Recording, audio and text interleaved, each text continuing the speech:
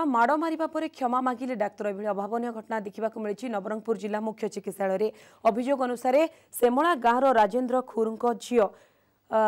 रेणुता sickle cell रोग में पीड़ित थिबारु जिला मुख्य चिकित्सालय भर्ती करा औषध आने को केन्द्र कर राजेन्द्र सहित डाक्तर चिन्मय बलंक मध्य पाटितुंड होता एथिरे उत्क्षिप्त होई डाक्तर जनक राजेन्द्र को माड़ मारिथिबा नै अभियोग होइतला शेष में सीडीएमओ हस्तक्षेप पर डाक्तर जनक राजेन्द्र को क्षमा प्रार्थना मागिबा परे घटनार समाधान होइछि। राउंड रे आसली तो पेशेंट नंबर बेड नंबर 6 जन पेशेंट थे तो सहित पेशेंट देखा कथबार्ता टे उच्च बाचा होगा मुझे आउट ऑफ कंट्रोल होगा मोर जो घटना घटला मुझे बहुत दुख प्रकाश करुँच भविष्य में यह घटना न हो से निजक चेष्टा करेंगे। ये भितर किसी उच्च बाच हो डाक्तर हाथ उठेकरी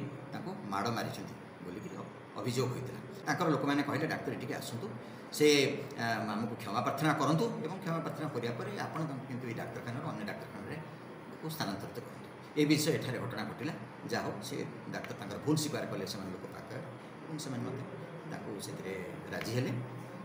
समाधान घटला और मुझे प्रतिश्रुति देली जे ये घटना डाक्तखाना घट